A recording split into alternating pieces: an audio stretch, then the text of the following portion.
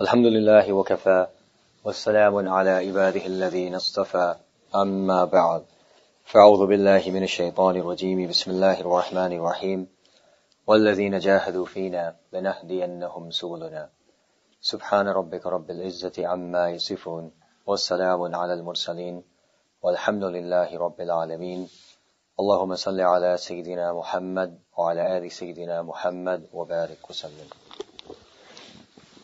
This morning I was sitting with some of the brothers after Fajr and I mentioned some things, and if you were here at Fajr, I'm going to repeat some of those same things just for the benefit of the general audience. Traditionally, if you look at our Islamic societies, there's always been a force and an atmosphere of ikhlas. Mothers would raise their children upon sincerity, teaching them to be sincere. Friends would encourage one another to sincerity. The ulama of the time would encourage the people towards sincerity.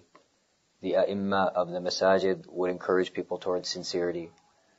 And that sincerity was true worship of Allah subhanahu wa ta'ala for the sake of Allah subhanahu wa ta'ala. Now their encouragement was something which resulted in a force within each individual that also drove each individual to analyze their own lives and to ask themselves whether they were sincere in their worship of Allah. See, we don't live in an Islamic society, so we have a very different situation. Because we are these types of people that we go into each environment and people expect us to be different. So I'm here in the masjid and Hussein is one person. When I go to work, Hussein is another person. When I go in front of my family, Hussein is a third person. When I go in front of my Muslim friends, I'm a fourth person. When I go in front of my non-Muslim friends, I'm a fifth person. We live a very split life. It's very divided in many ways, and psychologically it's very damaging. The benefit of an Islamic society is that the entire society is built upon ikhlas. Every individual is seeking the true worship of Allah subhanahu wa ta'ala. The mother is encouraging her child. The child is encouraging the parents. The relatives are encouraging one another. The imam is encouraging the jama'ah. The ulama are encouraging the imams, etc. And when that lacks, it creates a very, very dangerous situation. And many of us experience it, and I know because people come to me with this concern so regularly. That in front of my friends, I'm one person. When I'm away, I'm another person. In the masjid, I'm one person. When I'm at work, I'm another person. Now, if you look at Islamic society, one of the great examples of ikhlas is Imam al-Ghazali. Incredible example of ikhlas.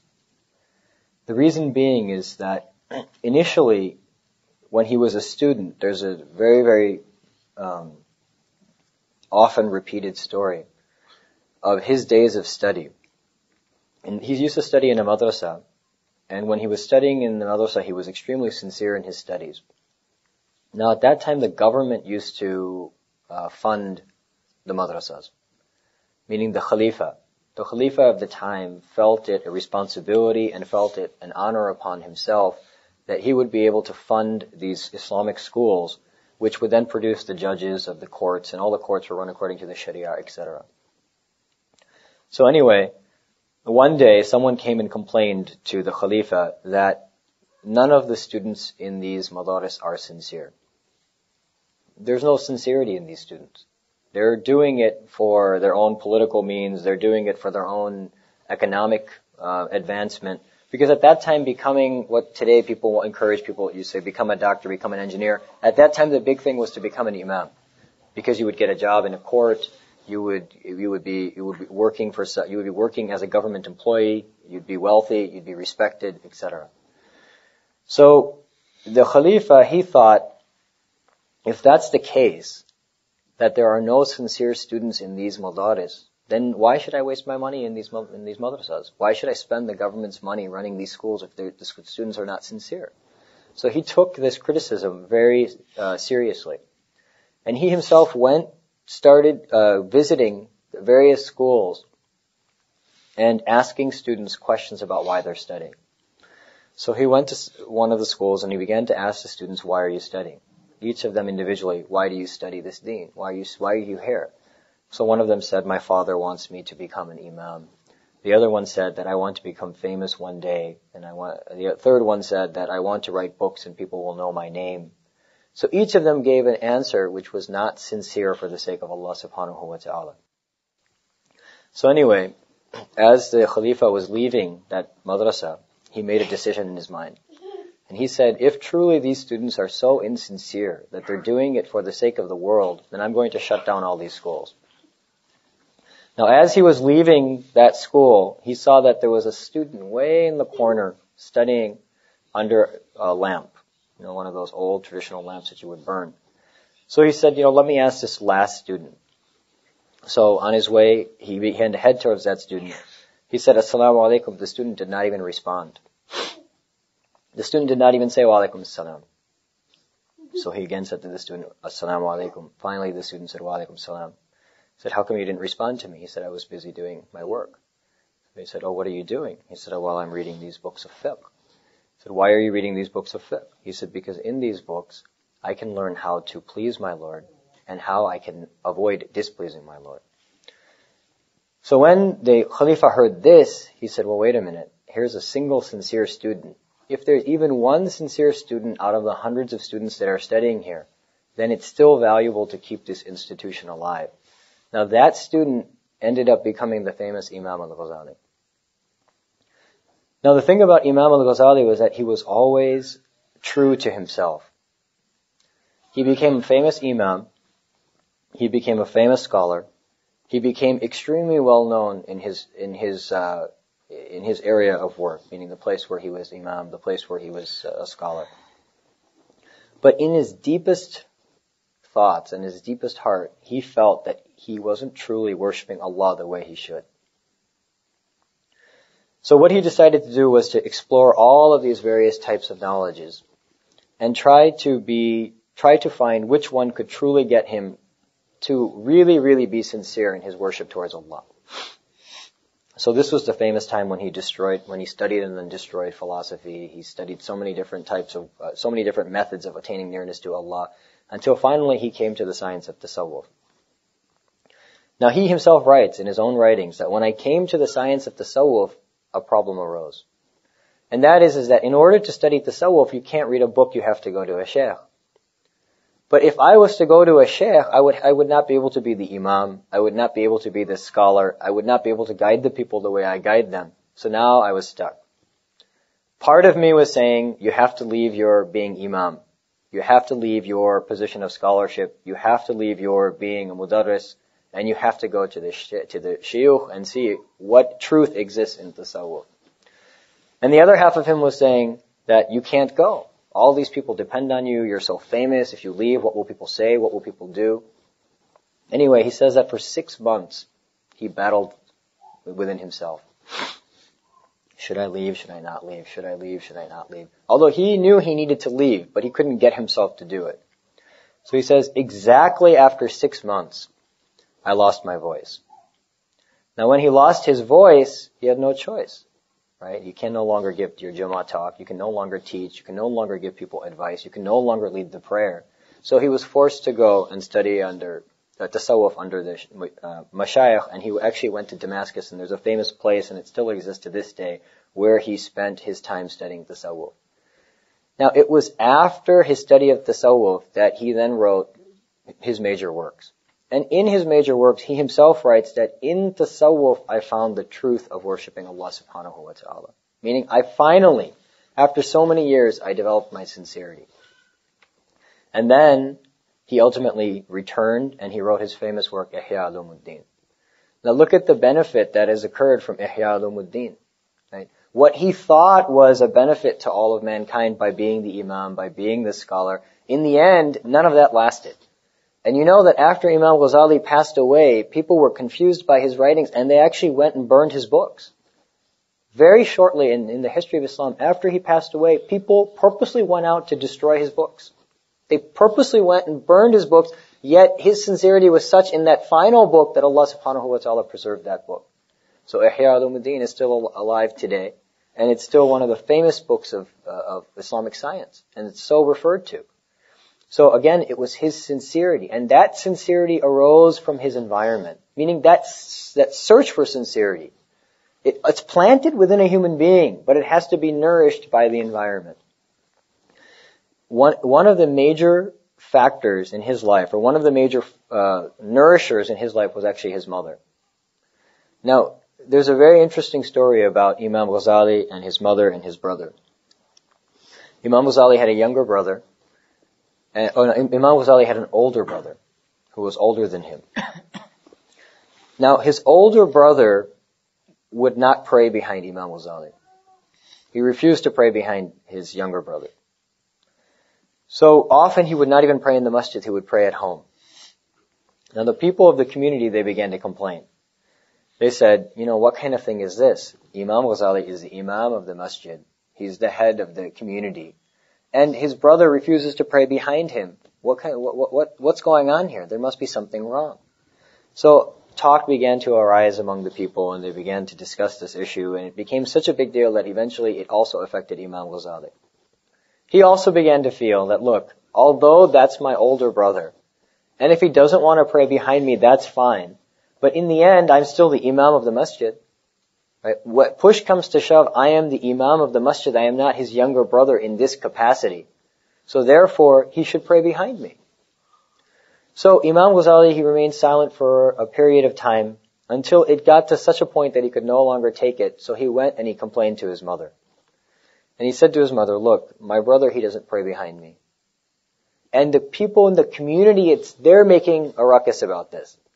So, can you give him some advice that he should pray behind me? So the mother individually called in the elder brother of Imam Ghazali and said, look, I recognize that you don't want to pray behind your younger brother. But the fact of the matter is that he is the imam of the masjid. And the community does look upon this negatively. So you should pray behind him. So I'm asking you, as a command from your mother, that you pray behind Imam Ghazali. So anyway, the next prayer, Imam Ghazali stood up on the musalla, and the elder brother walks in. So Imam Ghazali is extremely happy that today my older brother, he's going to pray behind me. All the community is seeing that my older brother is finally going to pray behind me. So he became very happy. Imam Ghazali called a takbir, and the elder brother also prayed behind him.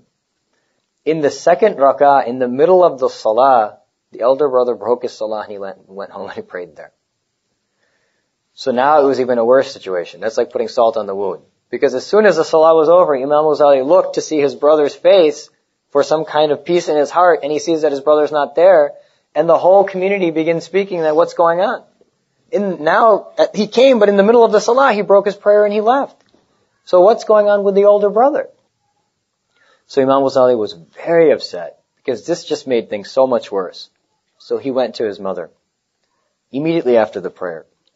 And he said to his mother, before he didn't come, I could at least bear that. Now he comes and he breaks his salah in the middle and leaves from praying behind me. What does that show the community?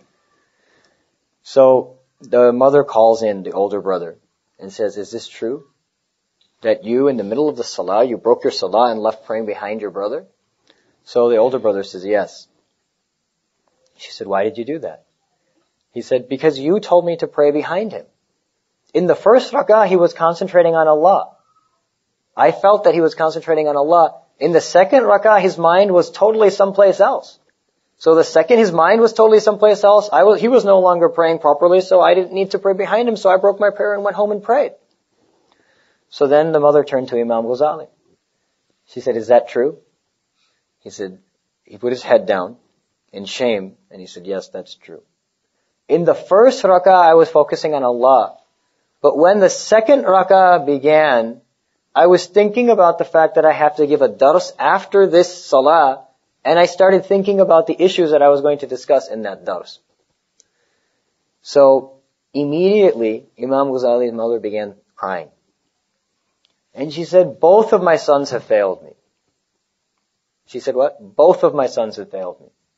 One son in the middle of salah is thinking about his dars that he has to pray, and is not focusing on Allah. And the other son, instead of focusing on Allah, is wondering what his brother is thinking during the salah.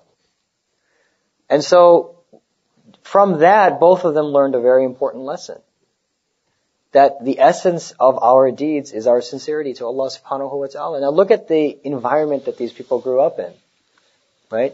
Even their own mother would teach them essential lessons of sincerity throughout their lives. And there's a seed that's planted in every individual to be sincere to Allah. And that's what allows that to continue to be nourished and to continue to exist throughout the life of an individual. Now on the other hand, we live in a very different environment. Very different. Because instead of being given that lesson of sincerity, we're given the lesson to be so many different people in so many different places. Right? Even our own parents will tell us to be one way here and be another way there. And our community tells us you should act in the masjid one way, and when you go outside of the masjid, you should act another way. And our families, they have this division within themselves. And so it creates within us a very dangerous division. So we have to be very, very careful that we come into environments where this initial seed that Allah plants of being sincere towards Him, that it's continued to be watered and its light is continually shed upon it. Because if that seed dies, then our acts of worship become very, very empty. And when they become empty, then the taste that exists within acts of worship becomes non-existent. So this is a challenge that faces all of us, especially in this environment. And this is why it's so important to regularly come to the masjid. It's so important to regularly assess our sincerity. It's so important to think about why we do what we do and who we are when we live amongst one another. Today I can deceive people, but in the end you can't deceive your soul. And in the end you're definitely not going to deceive Allah. Right? On the Day of Judgment, everything that we do and the reasons for which we do it will be made evident. So it behooves us to recognize that in order to develop sincerity, you have to sit in the company of those who nourish sincerity. And that's the essence of the deen. The whole secret of the deen lies in sincerity, because with sincerity, a dime becomes $1 million. Right? And without sincerity, $1 million becomes worth less than a penny. So the whole magic of the deen lies in sincerity. Right? It's in the ikhlas of true worship for the sake of Allah subhanahu wa ta'ala.